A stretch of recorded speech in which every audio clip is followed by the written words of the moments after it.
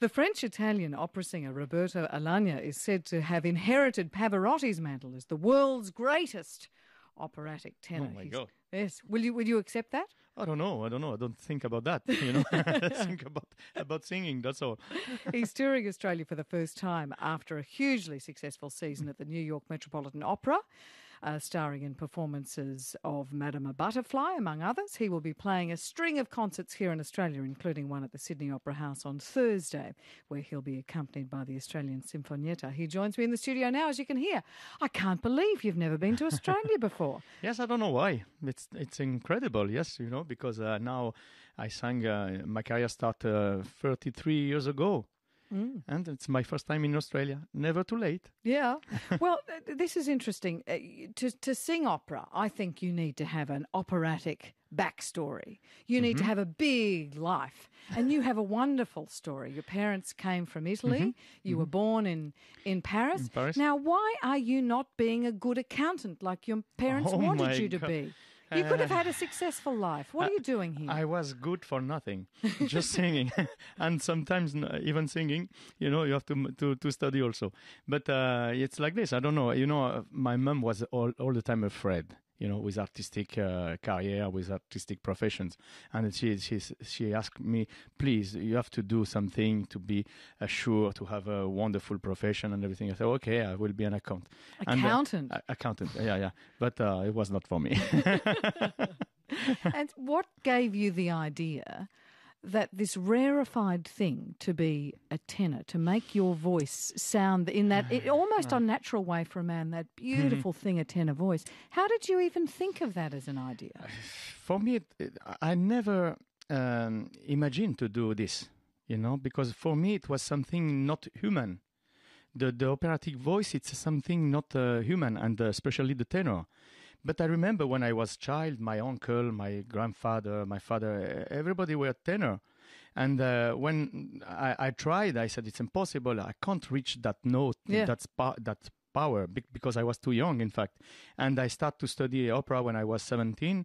And at 20, I sang my first opera on stage, but it was a lot of work, a lot of study, and you have to convince yourself. You have to be to be also very, very strong with your nerves, with your body and everything, and your mind, the mental and everything. It's quite difficult, to manage three notes for the tenor. E, F, G. You must study 10 years just to manage three notes. Are they the high notes? And the high notes, it's something else. Okay. Because these three notes, they are the note of the passaggio, they call. And it's if you can manage those three notes, you can jump and reach the top notes. Otherwise, it's impossible. So it's almost a meditation and a patience sitting with three notes. Oh, it's a lot of meditation, The voice, it's a very, very strange instrument, because you can't see the voice, where you have to push to put the voice, how to use the diaphragm. Somebody said, okay, you must push in your diaphragm. How you can do that? Yeah. Diaphragm. It's impossible to do, because you can see everything. It's sensation, and you must make a lot of meditation for that. And so, as a little boy, when you first came to hear the music, and I read it was Mario Lanza. Yeah, I was 10 years old. 10 years old when I heard the Mario Lanza, and when I saw the movie, The Great Caruso.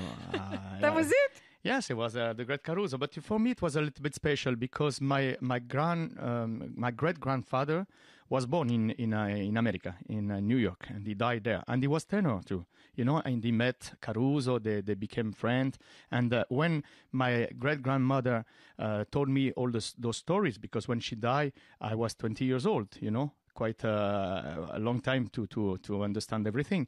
And all the time when she spoke about her husband, everything, she said all the time, Roberto, you have the same voice like my husband. You're the continuity. And for me, when I was 10 years old, because I imagined all those stories, when I saw the movie, for me, Mario Lanza and the Great Caruso was my great-grandfather, And I was in love with this movie and with this man and with this beautiful smile of and charisma of Mario Lanza, and the voice was amazing. It was something from God.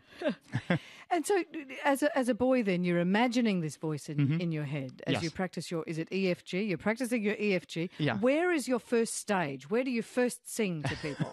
I don't know. In front of the people, I remember, because I was so shy all the time. I sang and I practiced alone with my sister around, but that's all. And is it true that you then sang in the uncle's pizzeria in Paris? It was not my uncle. It was a friend, a Sicilian friend. But it's true. I sang for the first time in front of a real audience in the pizzeria. I was 14, and it was for a birthday. And after that, this man said, "Okay, Roberto, you have a wonderful voice. You want to come here every weekend?" And I said, "Okay, I will try." But it was very good because it was a real therapy for me, because I was very shy, and to sing in front of people, it's very good.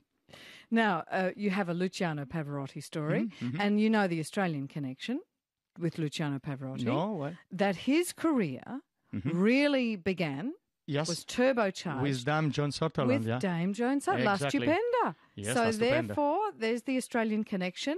We can play, remember that game you play of degrees yeah. of separation? So we have La Stupenda from Australia to See? Luciano Pavarotti, Pavarotti. and then through to you. So what's your connection to Luciano? But the connection is because I think, the tenor voice, it's like an heritage, and all the time it's like when you pass, the comment si dice, The baton, the yeah. baton, and this is the continuity.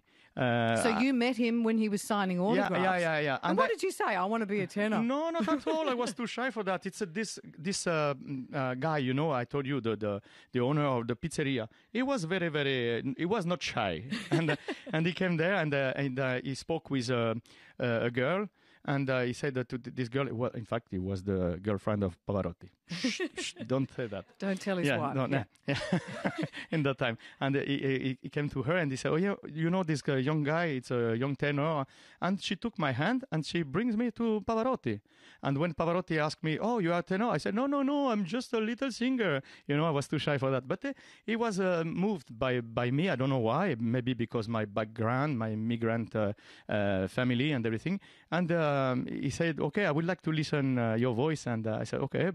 And I wrote after that a letter, and he answered 1 year after, inviting me for the competition. For the Pavarotti competition, which you went on to win. Yes, but it was a very long competition because it was quite 2 years of competition. First in Europe, in Modena, in Pesaro, after that in New York, and Philadelphia at the end. But it was quite a very difficult competition. And what do you like to sing? What are you going to sing for Australian audiences? Here you will see. They are the most beautiful songs ever wrote by human being to please the more people we can. And come to see the concert, because I think this is a repertoire able to reach the soul of everybody, not only elitist.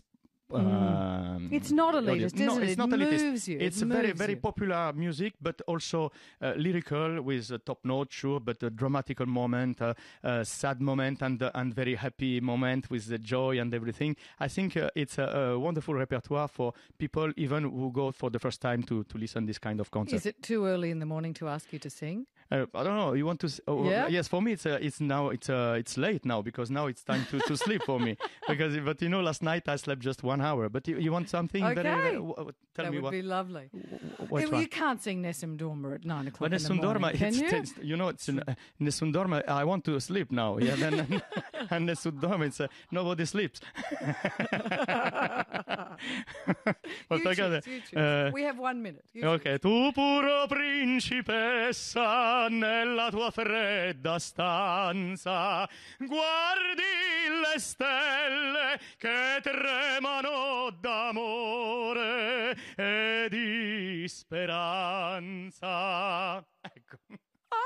Bravo, Roberto. That's wonderful. Thank you so Pleasure. much. Welcome to Australia. Thank you. Enjoy your concert. And you are very good, because I said, no, I don't want to sing this morning, but you are very good. I talked you round. You charmed me. Roberto Alagna, a great tenor who is in Australia for the very first time, and he's performing concerts around Australia. We'll put it on our website, beginning in Sydney, here at the Sydney Opera House. Thank you, Roberto. Thank you. It was a great pleasure. Now, Life Matters is next. They're talking about effective altruism. That's right, Ellen, you old charmer, you. If you weren't awake already, you certainly are now after that incredible blast from Roberto there. Fantastic. Yes, we're talking effective altruism. Peter Singer will be along, as will Kirsten Armstrong, the head of effectiveness at the Fred Hollows Foundation, this morning on Life Matters. Thank you so much. That's coming up after the news at 9 with Cassie McCullough.